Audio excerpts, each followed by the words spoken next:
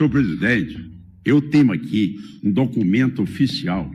54 chefes do Comando Vermelho do meu estado de Goiás, todos eles homiziados ali na favela no Rio de Janeiro. Não é documento de brincadeira, não. Eu monitoro esses homens. O Ministério Público já denunciou 8 bilhões de reais que foram usados nas eleições municipais do país. 8 bilhões. O governo federal tem que servir de apoio a nós. E não o governo federal e o Congresso Nacional quererem ditar regra para nós, entes federados. Meus queridos amigos e irmãos patriotas, prestem muita atenção neste vídeo, porque o que você vai ver agora é perturbador. Vai muito além do que imaginávamos que estava acontecendo no Brasil, e pode ter certeza, a coisa acabou de ficar mais séria. E o que está vindo pode acender uma guerra no nosso país e nas nossas fronteras. Este video para decirle coño a ese sapo, que se deja andar diciendo dónde está uno. Yo puedo estar hoy acá, mañana en Paraguay, otro día en Bolivia, otro día en Colombia, donde sea, y estamos preparados para hacer guerra con el que sea. El COJA, la policía, no me importa a nadie. Nosotros estamos siempre listos, siempre. Téngalo claro. Mejor sean amigos y no enemigos nuestros, porque no le va a ir bien. O portal Metrópolis mostrou Sebastian Marcetti, um dos traficantes mais procurados do planeta, com recompensa de 2 milhões de dólares, reunido com lideranças do PCC e fazendo ameaças diretas a rivais e forças policiais. Ele ameaça guerra na fronteira do Brasil. E pode ter certeza, isso já chegou aos Estados Unidos e não vai ficar barato. Rio de Janeiro, por exemplo, presidente, só esse ano nós apreendemos 550 fuzis no território do Rio de Janeiro. No meu mandato são 2.000 fuzis, 5.000 armas e esse ano 55 toneladas de drogas. Mais o da PF, só o que a polícia do Rio de Janeiro apreendeu, mais o que a PF e a PRF no território do Rio de Janeiro. Então temos um problema, presidente, de entrada de armas e drogas. Que hoje, por exemplo, eu vou usar o caso do Rio de Janeiro e casos claros e práticos. Lula e Flávio Dino foram atropelados pelos governadores Cláudio Castro e Caiado e ficaram com cara de tacho diante das duras verdades. Senhor presidente, hoje nem a FUNAI entra na Amazônia. Nem a FUNAI entra na Amazônia. A Amazônia hoje ela é 100% comandada pelo Comando Vermelho e pelo PCC.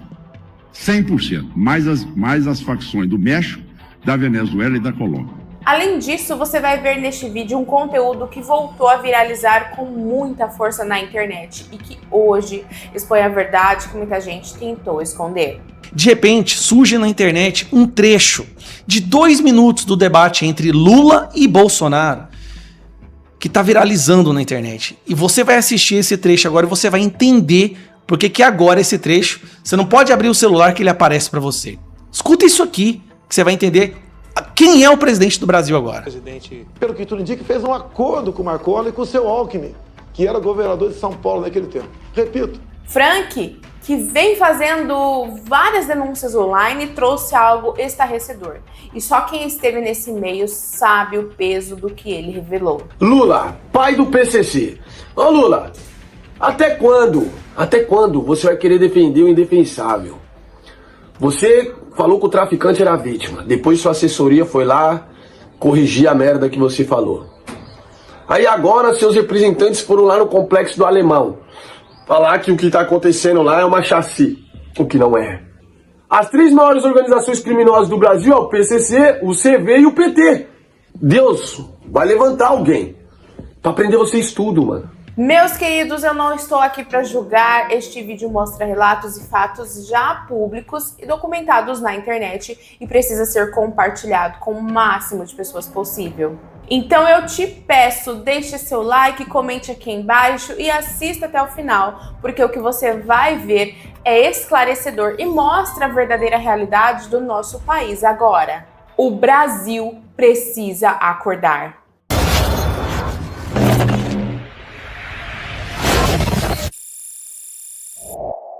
Sejam muito bem-vindos, eu sou a Ana Garcia e Descobrindo é Mais Que um Nome é minha missão. Se segure na cadeira, porque o que você verá aqui realmente me deixou assustado, então preste muita atenção em cada detalhe. Estou aqui no Guajiru, na cidade de Caucaia. O governador é o Mano de Freitas do PT disse que faccionado, vagabundo tinha que se mudar do estado do Ceará. Vocês que estão no crime, trate de ir embora do Ceará, porque aqui vocês não ficarão para aterrorizar o povo cearense. Mas essa aqui é a realidade que vocês vão ver agora. Aquele comércio ali, o cidadão foi assassinado, foi executado pela facção, porque não pagou uma taxa para o crime. E está aqui, os policiais aqui nesse local para escoltar a mudança dos familiares. Quem está se mudando, quem está indo embora é o cidadão de bem. É o contrário do que o governador disse. Esse é o estado do Ceará. Infelizmente, as facções criminosas dominaram nosso estado. Mais uma família sendo expulsa. Aí, ó. É sempre bom ouvir o doutor Felipe Cury, viu? É muito conhecimento, né? A gente compara a fala do secretário de Polícia Civil com a do presidente da República, por exemplo, que ele diz que a culpa são dos viciados em maconha, né? Então, olha a complexidade. Não é mais maconha e cocaína, é bujão de gás, é sinal de internet, é carvão, é água, é o território. E acompanhe todas as falas do ministro Ricardo Lewandowski. Ele nunca fala sobre isso. Ele não fala sobre barricada e ele não fala sobre território. Parece verdadeiramente que o governo federal desconhece o que acontece no Brasil. Vou dar um exemplo agora do Ceará. Hoje a Polícia Militar do Ceará matou 7 bandidos do Comando Vermelho. Parabéns à Polícia Militar do Ceará. Os bandidos do Ceará estão expulsando os moradores de casa. A gente chama isso de êxodo urbano, deslocamento de guerra. É uma tragédia humanitária. Isso acontece normalmente em Alepo, na Síria, em guerra civil. Você expulsa as pessoas de casa para dominar o território, espalhar o terror. Um jovem de 15 anos, um bandido, ele pista na sua casa, vaza, e você é obrigado a sair. E a Polícia Militar do Ceará fornece uma viatura na sua casa para facilitar a sua mudança. A mesma polícia que te ajuda a sair de casa com segurança, ela não está lá para garantir a sua permanência. Você nunca viu, Thaís, Ricardo Lewandowski falar sobre esse assunto. Essa é a maior vergonha do Brasil hoje, tragédia humanitária. E não são 10 famílias, são centenas de famílias, não só no Ceará, também na Bahia. E parece que esses governadores vão acordar em algum momento e vão dizer para o Ricardo Lewandowski, não é assim que funciona, não é com desencarceramento. Sabe? Vocês não estão entendendo o que está acontecendo no Brasil, qual é a dinâmica verdadeira do perigo que o doutor Felipe Cury disse. O modelo do Rio de Janeiro está se espalhando pelo Brasil de forma muito rápida. O Comando Vermelho está em quase todos os estados, eu acho que em todos os estados hoje, né? Uhum. Essa é uma realidade perigosíssima e é soberania nacional, sim. Mas, infelizmente, alguns jornalistas não estão se aprofundando no tema. Assim como, Thaís, um belo dia o Ricardo Lewandowski disse numa coletiva que segurança pública é obrigação exclusiva dos governadores. Ele disse isso e você pode checar. Bom, pega o artigo 144 da Constituição Federal. É obrigação e dever de todos. O governador não conhece, o Lewandowski, que foi ministro do STF, não conhece a Constituição Federal. Isso é muito perigoso. É um presidente que diz que a culpa é do viciado. E um ministro da Justiça que não conhece o artigo 144. Isso é um perigo que você não imagina. Mas duas questões. Bom, primeiro é a obrigação de dizer que na frase seguinte, aliás, na hora seguinte, o presidente disse que foi uma frase mal colocada. Ele se explicou com os usuários.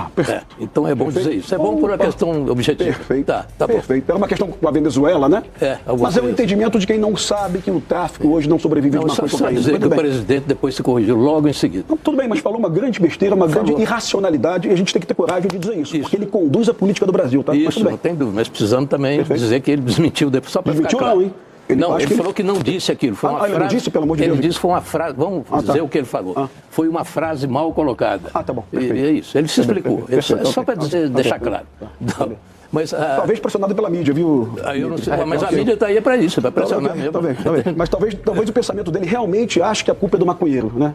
Mas tudo bem, mas ok. Só para ficar claro. 90% das armas apreendidas pela Polícia Militar e pela Polícia Civil do Estado do Rio de Janeiro foram fabricadas nos Estados Unidos. Foram vendidas para Paraguai, Colômbia e, se não me engano, o Equador. Ou Venezuela. Nós sabemos de onde essas armas vêm, sabemos para onde elas são vendidas, e nesses países elas perdem o monitoramento. E a partir daí, ninguém sabe para onde essas armas vão. Precisamos urgentemente, presidente, a diplomacia brasileira faça uma conversa dura com esse país. Inclusive com sanções claras, porque essas armas estão matando os brasileiros e brasileiras. Não é mais possível que esses países não tenham a preocupação e a diligência de manterem o monitoramento que essas armas chegam. E com o tamanho da fronteira brasileira também é possível achar que as Forças Armadas ou os 13 mil homens da Polícia Federal, 13 mil agentes, vão conseguir a nossa fronteira inteira. Então a primeira coisa, presidente, que eu queria falar é sobre esses 2 pontos fundamentais, que são o combate à lavagem de dinheiro. Se nós temos uma empresa que teve um custo de 1 milhão e lucrou 30, 40, eu não conheço atividade econômica que dá esse valor. Essa empresa fatalmente, certamente está lavando dinheiro para alguém. E o COAF tem toda a condição de meia dúzia de cliques estar sabendo empresas que estão tendo lucros excessivos acima de 40, 50, 60% do que gasta. É bem provável que sejam empresas de fachada lavando dinheiro. Essa é um mecanismo que só o governo federal tem. É um mecanismo que nós, governadores e governadoras, não conseguimos achar essas empresas. Temos que fazer uma pesquisa profunda, ingressar em situações de legislação federal, temos que pedir autorização à Justiça Federal, pedir ao Ministério Público, pedir, enquanto o governo federal tem efetivos mecanismos para que a gente possa achar essas empresas que hoje são ligadas a tráfico, milícia, enfim, essas organizações criminosas. É uma inversão completa, partir de uma premissa totalmente errada. A que ponto nós estamos chegando? O que vale um governador? Então eu legislei em Goiás, presidente, para que faccionário e estuprador não tem visita íntima. Infelizmente, o PT Nacional entrou com a DIN contra mim, está no Supremo para ser julgado agora, ministro Fábio. Senhor presidente, hoje, nem a FUNAI entra na Amazônia. Nem a FUNAI entra na Amazônia. A Amazônia hoje ela é 100% comandada pelo Comando Vermelho e pelo PCC. 100%. Mais as facções do México, da Venezuela e da Colômbia. Ninguém entra lá mais. Talvez não tenha hoje um assunto de maior relevância no país, onde todas as pesquisas levar a patamares de 75% a queixa da população em relação à segurança. Tamanha a situação emergencial hoje que a sociedade brasileira está vivendo. Então, ou nós encaramos esse assunto com a seriedade que merece, senhor presidente. E aí sim, eu acho que o governo federal e o Congresso Nacional deviam dar mais autonomia aos estados. Agora, eu não vou caminhar numa situação como essa, aonde nós estamos aqui apenas a pagar salário e receber ordem do Congresso Nacional e da União para dizer como é que eu vou me comportar em Goiás. Isso é inadmissível, é uma usurpação de poder, é uma invasão de prerrogativa, numa prerrogativa que já está garantida a nós, governadores. Então, presidente, a situação é tão grave que às vezes as pessoas subestimam e acham que, vamos lá, não vamos enfrentar não, porque enfrentar faccionado é muito difícil, amanhã eu estou fora do mandato, amanhã está minha família exposta, e vamos deixar, daqui 2 anos eu entrego o governo. Nós temos que tomar consciência que ou nós vamos enfrentar o crime no país para valer, ou senão o crime vai tomar conta dos estados e do país. 2006, 59 policiais assassinados em São Paulo. Teve que eu chegar em 2019, juntamente com o ministro Sérgio Moro, para que nós, então, tirássemos o Marcola de presídio estadual aqui em São Paulo e mandasse para um presídio federal, num regime todo especial, sem qualquer comunicação com o mundo exterior. Isso, rapidamente, começou a cair o número de mortes violentas em nosso país. Por que você não transferiu o Marcola em 2006, já que tinha um pedido do MP estadual fazer isso? Pelo que tudo indica, fez um acordo com o Marcola e com seu tia, amizade especial, sem qualquer comunicação com o mundo exterior. Isso, rapidamente, começou a cair o número de mortes violentas em nosso país. Por que você não transferiu o Marcola em 2006, já que tinha um pedido do MP estadual fazer isso? Era simpatia, amizade, ou um grande acordo naquele momento, juntamente com o seu vice, atualmente, Geraldo Alckmin. O candidato sabe que quem cuida de crime organizado não sou eu. Quem tem relação com o miliciano, que crime organizado, ele sabe que não sou eu e sabe quem tem. Sabe, inclusive, sabe da culpabilidade que foi o crime organizado que matou a Marielle no Rio de Janeiro. Bom, agora a gente sabe quem matou a Marielle, né, Lula? Senhor Lula, amizade com bandido. Eu conheço o Rio de Janeiro. O senhor teve atualmente... Agora é o trecho que viralizou. No Complexo do Salgueiro. Não tinha nenhum policial ao seu lado. Só traficante. Nossa senhora, e é verdade. A foto também tá viralizando. Tanto é verdade a sua afinidade com traficantes, com bandidos, que nos presídios do Brasil, cada 5 votos, o senhor teve 4 votos. E quando a gente volta para o Marcola foi flagrado. Teve ligação telefônica grampeado. E ele diz ali, chama o senhor de um palavrão, que eu não vou falar aqui, e diz que prefere o senhor do que a mim. Essa é a verdade. Fazer presídio e deixar os amigos soltos em outro presídio comandando o crime, isso é um crime, senhor. Inclusive levou água pro Nordeste. Cara, esse vídeo tá viralizando em todos os formatos que você possa imaginar. Bolsonaro tentou avisar a gente, só que deixa eu te lembrar uma coisa. Quando nós postávamos nas redes sociais esse trecho da ligação do Marcola, ou do líder do PCC que falou que com o PT tinha diálogo cabuloso, quando nós fazíamos isso, sabe o que o Moraes fazia na hora? Derrubava a postagem e às vezes derrubava o perfil inteiro. Falar que o Lula era apoiado, era preferido pelo crime organizado, você imediatamente era processado, tinha seu post derrubado e sua rede também poderia ser derrubada.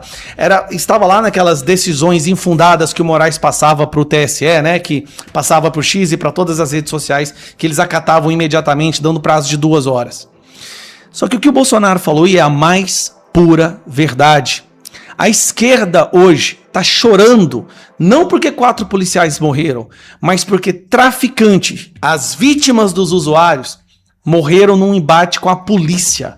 Eles tentaram matar o policial reagiu, agora a esquerda tá chorando. E o Lula não falou uma palavra sequer sobre os policiais abatidos. Sabe por quê?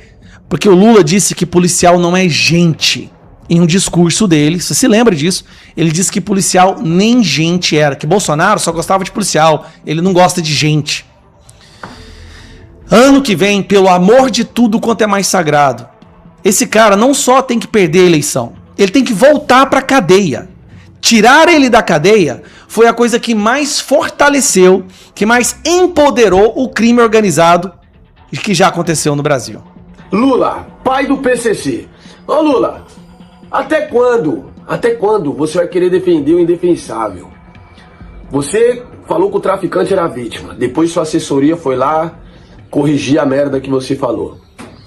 Aí agora seus representantes foram lá no Complexo do Alemão falar que o que está acontecendo lá é uma chassi, o que não é. Traficantes tiraram as roupas camufladas dos outros traficantes que partiram pro colo do capiroto. E a mídia tá colocando só os caras de cueca lá como se fosse Carandiru, do Neida. Oruan foi em Cano, um mês depois os caras invadem a favela do pai dele para pegar o DOCA. Acordo com o Marcinho VP? Talvez. Vivemos tempos difíceis. Caso do Pereto na Baixada Santista, né? Pereto, acho que é vereador, o irmão dele era líder de estelionato, líder de um grupo criminoso chamado Poucas Ideias, La Máfia e Conta Forte, que são 3 grupos de estelionatários que trabalham na parte de lavagem de dinheiro e golpes bancários, que eles chamam, mas não é bancário, é golpes em aposentados, golpe em pessoas acamadas, cadeirantes, pessoas com deficiência. Eles dão golpe. E esse é o trabalho do crime do momento. Porque eles falam assim, né, tropa? Pra você ver o ponto que nós chegou. Né? O momento agora, o crime do momento agora é estelionato, é o bonde dos 7. MCs, como o Rian. Inclusive o pai dele, que eles falam que é padrão, mas é pai dele, quem queria é pai. O pai dele foi preso por lavagem de dinheiro. E vai chegar em você, Rian. E vai chegar na sua mãe também. Entendeu? E vai chegar na sua família. E em outros artistas que você é empresário.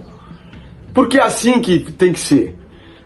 É assim que tem que ser. Deus vai levantar alguém pra prender vocês tudo, mano. Vocês do mundo do funk, os influencers, lavam dinheiro pro crime organizado. Quando eu falei isso, há mais de 2 anos atrás, lá no Fala Glauber, falaram que eu queria o engajamento desses famosos. Tempo depois, teve uma investigação na Love Funk e na GR6. Não prenderam os caras. Talvez deve ter molhado a mão do Lula, né? Porque o Lula e o Rodrigo GR6 é truta, pra quem não sabe. Então, aconteceu isso daí. Aí depois eu falei da Deolane. Passou, Deolane foi presa. Mas aí você já sabe, tem dinheiro, sai pra rua. Porque se fosse investigar a Deolane, já viu o envolvimento dela com a família Camacho, que é a família do Marcola. certo? Depois, com muito tempo, prenderam agora o Buzeira. Isso daí é os influencers que eu denunciei há muito tempo atrás, né? Prenderam o Buzeira. Aí prenderam o Oruan também, né? Prenderam o Pose, que nós também já havia denunciado. Aí agora, por último, foi mais um que nós denunciou, o Lucas Pombal. Recebi informações que foi preso na Espanha ontem. E o Nino Abravanel até postou: liberdade, meus parceiros. Mas o Nino Abravanel também deveria estar preso. Tanto por lavagem do dinheiro, quanto por ter matado uma pessoa em situação de rua, que ele alega que matou o avô dele, né? Mas o Nino tá aí, rindo da cara da sociedade e chamando o governo chamando a polícia de opressor. Mas ele matou uma pessoa dormindo. Mas ninguém lembra disso. Você não vê o Metrópolis falar disso. Você não vê o Bate falar disso. Você não vê ninguém falar disso. Apagaram da história que o influenciador Nino Abravanel matou uma pessoa. Apagaram isso da história. Não consigo entender o motivo disso ter sido apagado. De ninguém falar disso. Assim como eu não consigo entender por que ninguém nunca fala das pessoas que tem que ser falada. Um exemplo é o pai do Rian, que já deveria ter sido falado faz tempo, o Diabo Loiro. Então nós já vem denunciando há muito tempo. Muitas pessoas que eu denuncio aqui há muito tempo. E agora estão sendo presos. Mas aí era pra mim estar comemorando, mas não. Eu fico com o mesmo sentimento, porque não adiantou nada ser preso. Porque no Brasil não adianta a pessoa ser presa. A gente depende de quem vai julgar. Se a pessoa que vai julgar lá tem o coração bom, verdadeiro, e se não tem o rabo preso com algum ministro. Porque se tiver o rabo preso com algum ministro, solta pela porta da frente. Muito vem se falando do Mijão. Mas o Mijão foi solto pela porta da frente. Muito se fala do André do Rap. Mas o André do Rap foi solto pela porta da frente. Muito se falaram do Azul, o colorido, que mandou pegar o Dr. Rui. Mas foi solto pela porta da frente. Eu não consigo entender como vocês que me assistem não entendem o que acontece no Brasil. A polícia prende, o ministro solta. Simples assim. A Polícia Federal só trabalha quando é assunto político. Se envolver assunto político, a Polícia Federal é nota 10, vai pra dentro do problema. Mas fora isso, não trabalha. Eu não entendo qual que é a função do Michel Temer na política brasileira. Por que ele ainda tá aí? Por que ninguém fala dele? Nem de direita, nem de esquerda. Nem a esquerda, nem a direita ataca o Temer. Todo mundo fica quieto. Como se ele fosse, tipo, intocável, mano. O cara que tem uma pedreira em Itanhaém, que muitos funcionários trabalham análogo à escravidão. Eu conheço Itanhaém. Eu cresci lá. A gente não vê ninguém falar do Márcio França. Outro que é rei na Baixada Santista, o quartel-general do 1º Comando da Capital, e a gente não vê direita e esquerda falar do cara. Não vê. Por quê? Você já, aí que tá me assistindo, algum momento da sua vida parou pra pensar por quê? Por que o Temer nunca sai de lá? Por que o Alckmin nunca sai de lá? Por que o Márcio França nunca sai de lá? Mesmo sendo 3 vampiros que nunca fizeram nada de bom na sociedade, nada de bom. Mas eles nunca saem de lá. Eles são intocáveis. Não importa quem vai ser o presidente, eles estão lá. Será que a gente não consegue entender o que acontece no Brasil? Eles querem defender o indefensável. Dar direitos a quem tira direitos. Eu criei essa frase aqui. Couro e trabalho. Por quê? É o que acontece com o pai de família. O pai de família é couro da vida e trabalho. Mas isso aqui tinha que ser para criminoso. Couro e trabalho para eles. Põe eles presos. Tirar esses políticos vampiros daí. Eles não resolvem nada. Estão colocando que o Lula tem uma aprovação de mais de 50% de intenções de voto. Como isso? O cara é pai de traficante, irmão. O cara colocou traficante como vítima, irmão. O cara nos envergonha fora do Brasil. O cara foi condenado no maior escândalo de corrupção de toda a história do mundo. E a mídia coloca ele com 50% de intenções de voto, mais de 50%. O Haddad foi um dos piores prefeitos de São Paulo. E tá aí agora. O Boulos, usuário. um invasor, um criminoso. Tá aí agora, tudo no governo Lula. Érico Hilton, fala pra nós não perder nossa negritude, tá querendo ficar igual o Michael Jackson. Governo Lula. Olha quantas ONGs que são criadas pelo crime organizado em colaboração com o governo Lula. Não é um vídeo de política, é um vídeo no recap do mês e também um choque de realidade para nós. Olha o caso da menina Vitória. O prefeito da cidade tem envolvimento e o ex-prefeito também. E o ex-prefeito já foi investigado por lavagem de dinheiro e corrupção. Mas ainda tem cargo na prefeitura de Cajamar.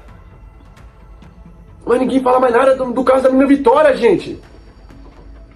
Ninguém fala nada. L7, Pose do Rodo, Oruan, os caras defendendo os traficantes que partiram no Rio de Janeiro. E vocês ainda seguem esses caras. Os caras tá defendendo criminosos que matam, que oprimem, que torturam, que fazem tudo com a população do Rio de Janeiro. E esses artistas, vocês seguem eles, estão defendendo eles. E vocês não estão vendo que o cara que você chama de ídolo, defende um narcotraficante, irmão. Meu Deus! Aonde a gente vai parar? Quando a gente vai parar? E ver as coisas como elas são? Ver as coisas como elas são. É muita piadinha, é muita comediagem. E desvia o foco da gente. Daqui a pouco, eles vêm aí Natal, aí colocam uma festa, aí coloca, como é o nome daquele negócio lá? Esse show aí, tudo gasto com dinheiro público, que o Lula dá para esses artistas, e esses artistas falar bem dele. E nesses eventos que vão ser feitos aí, você se perde, pão e circo, e não olha para o que está acontecendo no país. Um país entregue ao crime organizado. O governador do Rio de Janeiro vai subir.